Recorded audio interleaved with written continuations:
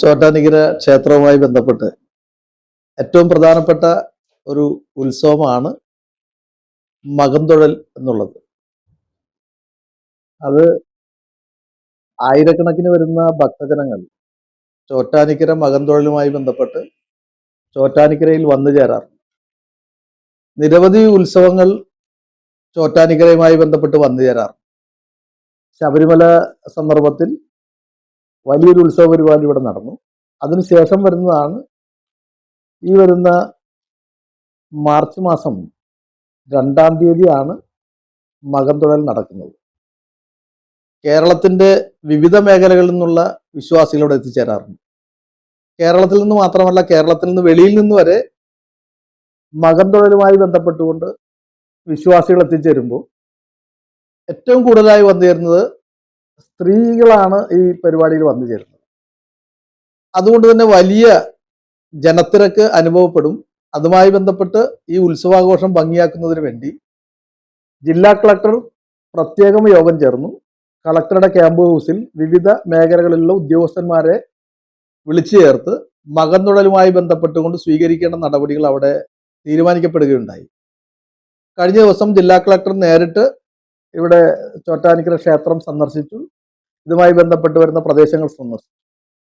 കൊച്ചി ദേവസ്വം ബോർഡുമായി ബന്ധപ്പെട്ട് ഇവിടുത്തെ ഈ ചോറ്റാനിക്കരയുമായി ബന്ധപ്പെട്ടുകൊണ്ട് പ്രാദേശികമായി വരുന്ന വിവിധ മേഖലകളിലുള്ള ഉദ്യോഗസ്ഥരെല്ലാം വിളിച്ചു ചേർത്തു. പോലീസ് ഉദ്യോഗസ്ഥർ, എക്സൈസ് ഉദ്യോഗസ്ഥർ, പഞ്ചായത്തിന്റെ ആളുകൾ, ആരോഗ്യ വിഭാഗം, അങ്ങനെ ഒട്ടേറെ വിഭാഗത്തെ വിളിച്ചു ചേർത്ത് ഉത്സവത്തിന്റെ കാര്യങ്ങൾ ഭംഗിയാക്കുന്നതിന് വേണ്ടി എന്തൊക്കെയാണോ നമുക്ക് സ്വീകരിക്കേണ്ടത് ആ സ്വീകരിക്കുന്നതിന് വേണ്ടി കഴിഞ്ഞ തവണ സ്വീകരിച്ചതിൽ നിന്ന് വ്യത്യസ്തമായ നിലപാട് സ്വീകരിക്കാൻ എന്തൊക്കെയാണ് പുതുതായി നമ്മൾ സ്വീകരിക്കേണ്ടത് എന്നതിനെ സംബന്ധിച്ച് പഞ്ചായത്ത് അധികാരികളും വന്നു ചേർന്ന എല്ലാ ഉദ്യോഗസ്ഥരും അതുമായി ബന്ധപ്പെട്ടുകൊണ്ടുള്ള അഭിപ്രായങ്ങൾ പ്രകടിപ്പിക്കുകയുണ്ടായി.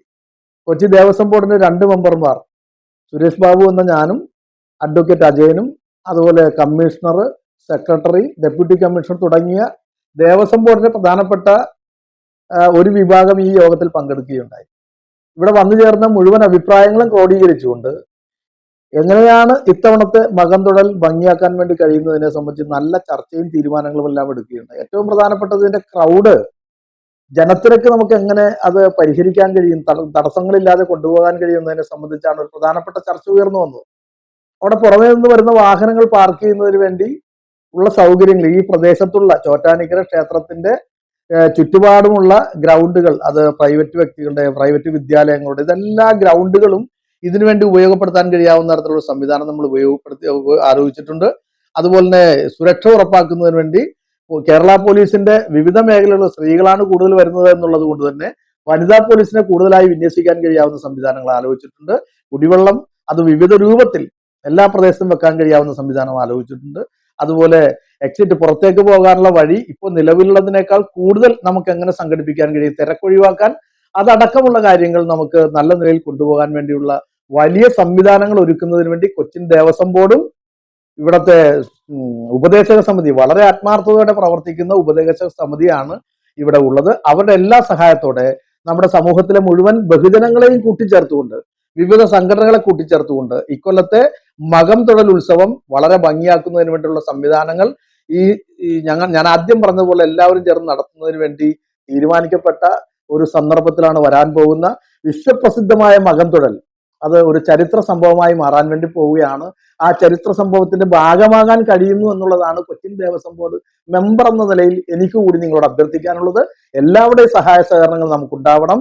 ഈ ഉത്സവം, മകംതൊഴൽ ഉത്സവം ഏറ്റവും മഹത്തരമാക്കി തീർക്കുന്നതിന് വേണ്ടി എല്ലാ വിഭാഗം ജനങ്ങളുടെയും സഹകരണം ഉണ്ടാവണമെന്ന് അഭ്യർത്ഥിക്കുന്നു. അതിനുവേണ്ടി എല്ലാവരും സഹായിക്കണമെന്ന് അഭ്യർത്ഥിച്ചുകൊണ്ട് നിർത്തുന്നു. നന്ദി, നമസ്കാരം.